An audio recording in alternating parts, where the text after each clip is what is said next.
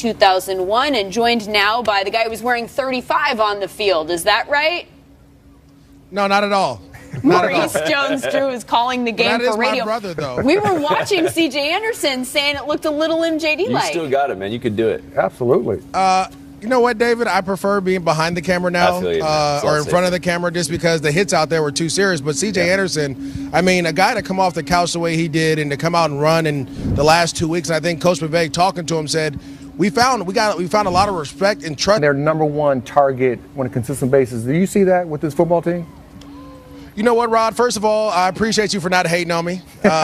This is national television. I remember what you said yesterday, so don't worry about it. I'll get back to you later. But keep Robert it in your Woods pocket.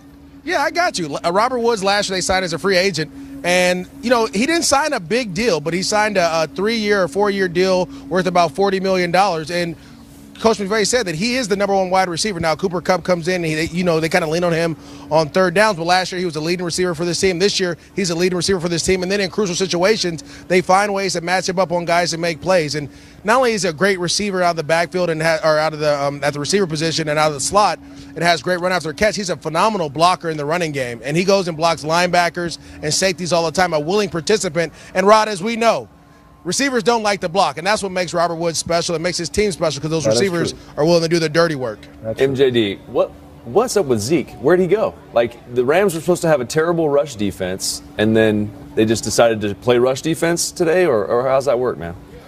Well, in 2006, the Indianapolis Colts had one of the worst rushing defenses in league history. Actually, my Jacksonville Jaguars almost rushed for 400 yards against them. But always does. Boy, I tell you what, MJD, there was a moment where Aqib Talib left the game to go into the concussion protocol, and Rams fans were sweating it until he came back out on the field. He's been huge for their defense all year long. Glad you're on a single so you don't have to ask for it. Thank you so much for joining us. Lindsay, you want to join the game? You want to get in the game too, huh? I like it. Everybody's getting in the game. I'm going to stay it's out a of this, wonderful man. thing. I love you, man. It's all good. It's all right, it's David. all you know love. what? I appreciate it's you. all you, love. Still good it's still how you win football. And they both put up 30 points. The Chiefs 1 point more than the Rams with 31. Here's Andy Reid after the game. I love history if it makes you better, right? So you learn from it and you move forward. And so that was the important thing for our guys. Don't get caught up on all the stuff that happened in the past. But if there's something you can learn from, if it was the play before, or the game before, let's make even greater than you already are. You're 1 out of 32 in the whole National Football League. Just help make yourself better. So that's the approach we went with, and I don't think our guys worried too much about everything that went on. We have such young players that we have so much confidence going in that we're going to win every single game. We want to play at this stadium. We want to win at Arrowhead Stadium. And so we get the opportunity to play here again next week. We're going to come with that same mentality of we're going to go out there and try to win this game one play at a time. So all the way around, everybody contributed. It's important this time of the year that you do that. And when you bring that and the fans into Arrowhead, it's tough, man. It's tough on other teams. We all it seemed myself at the top of the list took our turns sort of messing the plays up, and when that's happening and you can't stop the bleeding, it's tough. It's too hard to win on the road against the number 1 seed in the AFC. So again, credit to them. I mean, they outplayed us. They were the better team tonight. They certainly were. Both of the teams that lost today credit the other team in that manner. Andrew Luck's team facing a defense that didn't look like it had the rest of this season.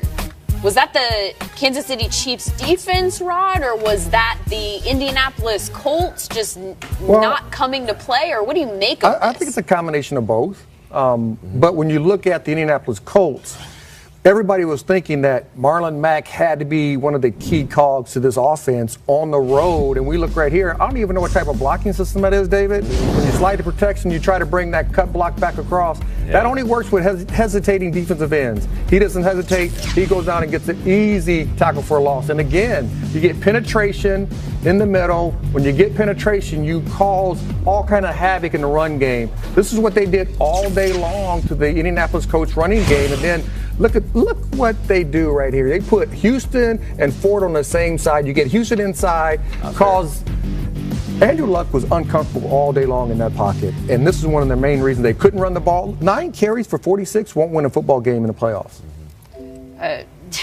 A lot of things that they did today won't win a game in the playoffs. 0 for 9 on third down. I mean, there's just tons of different directions that we could go here.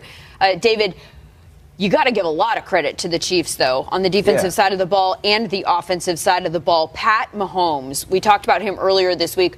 First-time quarterbacks in the postseason in the last 4 years prior to today were 4-12 with a passer rating of like 73. Yeah. I mean, this is a notoriously tough first game, and it did not faze him in the least. No, and that's what was so cool to see, especially people that really enjoy watching this kid play, is to see the level of confidence that he had in the playoffs, in the snow. I mean, it could have went sideways quick. But what they did a great job of, Andy Reid is slowing it down for him. RPOs were huge. The Colts play zone defense a ton. So you bring a tight end down, you suck up the linebacker with the run fake, and you got to slant behind it. This is the same play.